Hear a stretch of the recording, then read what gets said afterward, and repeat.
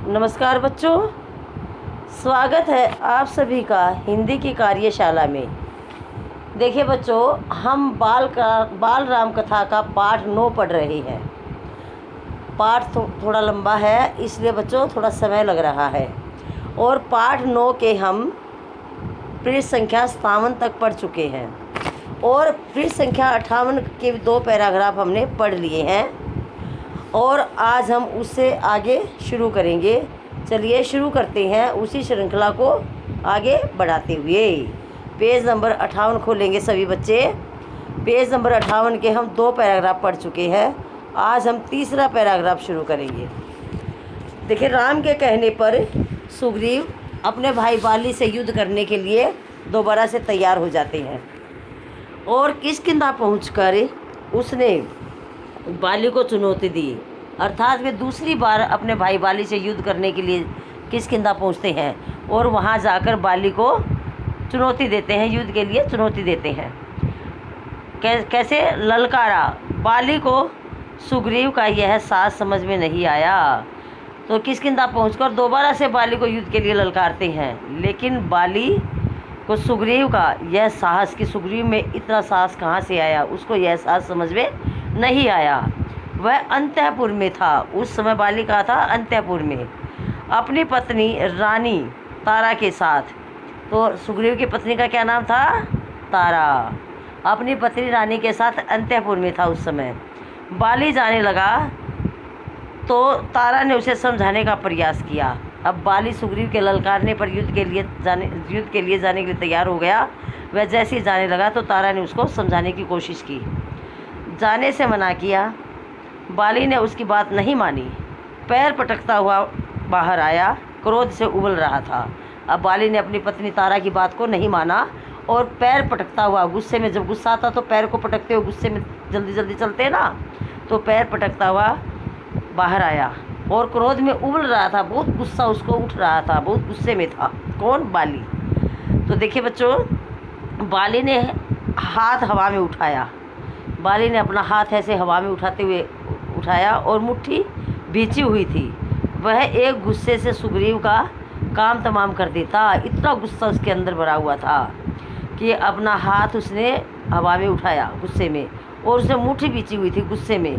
और इतना शक्तिशाली बलशाली था बाली कि एक गुस्से में ही अपने भाई सुग्रीव का काम तमाम कर देता, यानी कि उसको मार देता। काम तमाम कर देना, मार देना। ठीक है बच्चों। अब देखिए सबसे ऊपर देखेंगे। तभी क्या हुआ, एकदम से तभी राम का बाण उसकी छाती में लगा। इतनी देर में राम ने अपना बाण चलाया और उसका बाण बाली की छाती में लग गया। वह लड़खड़ाकर गिर पड़ा। बाण लगते ही वह गिर गया। बाली के गिरने पर राम, लक्ष्मण और सुग्रीव पेड़ों की ओर से बाहर निकल आए। जैसे ही सुग्रीव नीचे गिरा तो बाली के जमीन पर नीचे गिरते ही लक्ष्मण, हनुमान और राम तीनों के तीनों पेड़ की ओर से बाहर निकल आए। पेड़ की ओर में छिपे हुए थे ना, तो पेड़ की ओर से निकल करके बाहर आ गई। आनन फानन में राज्याभिषेक की तैयारियां की गई। आनन फानन में मतलब बहुत जल्दी राज्याभिषेक की तैयारी कर दी गई। सुग्रीव को राजगद्दी मिली। ठीक है, किसको मिल गई अब राजगद्दी? बाली मारा गया, सुग्रीव को राजगद्दी मिल गई। राम की सलाह पर बाली के पुत्र अंगद को युवराज का पद दिया गया। राम ने सुग्रीव के लिए संबोधन बदल दिया। राजगद्दी पर बैठने के बाद उन्हें मित्र नहीं कहा, वानर राज कहकर संबोधित किया। क्या कहा उसको? जब उसको सुग्रीव को राजगद्दी मिल गई, राजगद्दी पर बैठाने के बाद राम ने उसको अपना मित्र नहीं कहा, दोस्त नहीं कहा, वानर राज कहकर उसको संबोधित किया कि वो ये वानर राज है, वानरों के राजा है। सुग्रीव का मन था कि राम कुछ समय वहीं रहे। अब सुग्रीव सोच रहे थे, उनके मन में था कि कुछ समय के लिए राम यहाँ पर मेरे पास ही रहे। राम ने मना कर दिया। राम ने वहाँ रहने के लिए, उनके साथ रहने से राम ने मना कर दिया। वहाँ रहने से यह पिता की आज्ञा के विरुद्ध होगा। तो उसने सोचा कि मेरे पिता की जो आज्ञा थी उसके विरुद्ध होगा यदि मैं यहाँ रुका तो। उन्होंने मुझे वनवास दिया है। ठीक है, तो राम ने कहा कि मेरे पिताजी की आज्ञा के विरुद्ध हो, क्योंकि उनको तो वनवास दिया गया था, तो उसको वनवास मिला हुआ था। इसलिए राम ने सुग्रीव के पास किष्किंधा में रहने के लिए मना कर दिया। मैं वन में ही रहूँगा। तो राम ने कहा कि मैं वन में ही रहूँगा। ठीक है, अब आगे देखिए, यह किष्किंधा से, राम किष्किंधा से लौट आई और राम जो है किष्किंधा से वापस आ गए।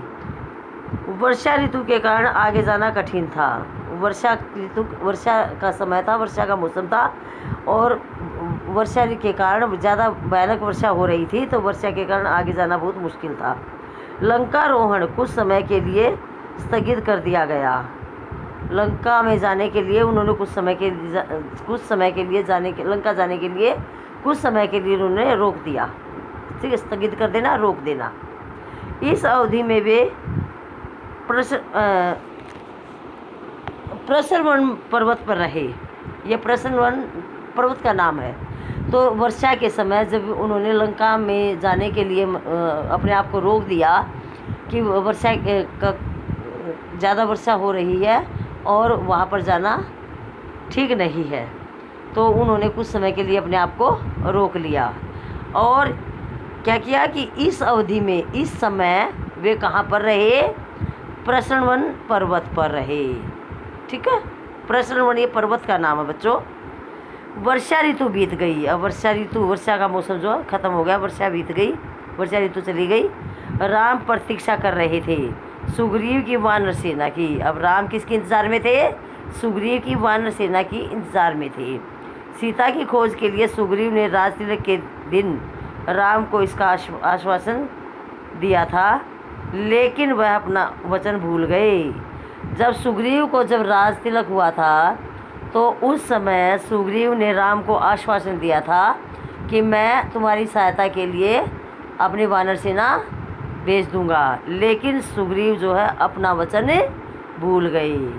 ठीक है, राग रंग में उलझ गए।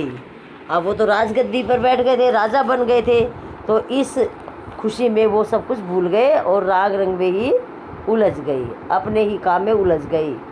राम चिंतित थे, अब राम को चिंता थी और दुखी थे। राम को सुग्रीव का वचन याद था। ठीक है बच्चों, अगला पेज 59। राम को सुग्रीव का वचन याद था कि सुग्रीव ने क्या वचन दिया था। राजतिलक के दिन वे वहीं थे। उन्होंने सुग्रीव को याद दिलाया। सुग्रीव ने वानर सेना एकत्र करने का आदेश दिया। यह काम सेनापति नल को सौंपा गया। 15 दिन और बीत गए, लेकिन सेना राम के पास नहीं पहुंची। ठीक है बच्चों, क्या हुआ कि हनुमान को सुग्रीव का वचन याद था। हनुमान नहीं भूले थे कि सुग्रीव ने क्या वचन दिया था। राज तिलक के दिन वे वहीं थे, हनुमान भी वहीं थे। राज तिलक के दिन जब सुग्रीव का राज तिलक किया गया तो हनुमान वहीं थे। उन्होंने सुग्रीव को याद दिलाया। सुग्रीव ने वानर सेना हनुमान ने सुग्रीव को अपना उसका वचन याद दिलाया और सुग्रीव ने क्या किया? सुग्रीव ने अपनी वानर सेना को एकत्र किया, इकट्ठा करने का आदेश दिया कि वानर सेना को इकट्ठा करिए। यह काम सेनापति नल को सौंप दिया गया। वानर सेना को इकट्ठा करने का काम किसको सौंपा? नल को। ठीक है, 15 दिन और बीत गए। वानर सेना इकट्ठी होते होते 15 दिन और निकल गए, लेकिन सेना राम के पास अब तक भी नहीं पहुंची थी। ठीक है बच्चों, अब आगे देखिए। राम सुग्रीव के इस व्यवहार से क्षुब्ध थे। अब राम परेशान थे, सुग्रीव ने जो व्यवहार उसके साथ किया था, तो इस व्यवहार से वो दुखी थे, परेशान थे। क्रोध में उन्हें सुग्रीव के विनाश तक की बात कही। अब गुस्से में, राम गुस्से में थे, गुस्से में थे। क्षुब्ध का मतलब है गुस्से में थे। अब गुस्से में उन्होंने सुग्रीव को क्या कहा कि उसके विनाश की, कि तेरा भी विनाश होगा, उसके भी विनाश की बात कह दी गुस्से में। जब कोई हमारा कोई वचन दे देता, हमारा काम नहीं करता, तो हम क्या करते हैं? हम उसको उसके विनाश की तो कामना करते हैं कि उसका सर्वनाश हो, विनाश हो, ऐसे ही बोलते ना। तो राम ने भी उसको गुस्से में सुग्रीव को विनाश की बात कह दी कि तेरा विनाश होगा। राम को चिंतित देख लक्ष्मण से रहा न गया। अब राम चिंता में थे, अब बड़े भाई चिंता में थे, तो लक्ष्मण को राम की यह चिंता देखी नहीं गई, तो उससे रहा नहीं गया। उसने क्या किया? उसने धनुष उठाया, तो राम ने उन्हें रोक दिया। उन्होंने सुग्रीव को मारने के लिए अपना धनुष उठा लिया, तो राम ने उनको रोक दिया। ठीक है बच्चों, अब आगे देखिए। और क्या कहा उनको? सुग्रीव को बस समझाना है कि उसको उसके ऊपर धनुष नहीं चलाना, हमने तो उसको समझाना है। वह हमारा मित्र है, सुग्रीव हमारा दोस्त है। लक्ष्मण किष्किंधा चले गए। अब लक्ष्मण किष्किंधा गए सुग्रीव से मिलने के लिए, सुग्रीव को समझाने। वहाँ पहुंचकर उन्होंने धनुष पर प्रत्यंचा चढ़ाई। डोरी खींचकर छोड़ी, उसकी टंकार से सुग्रीव कांप गया। अब किष्किंधा पहुंचकर धनुष से क्या किया ना, सॉरी, लक्ष्मण ने अपने धनुष पर प्रत्यक्षा चढ़ाई, यानी कि अपना तीर चढ़ा लिया और डोरी खींचकर छोड़ दी और धनुष से एक बाण छोड़ दिया।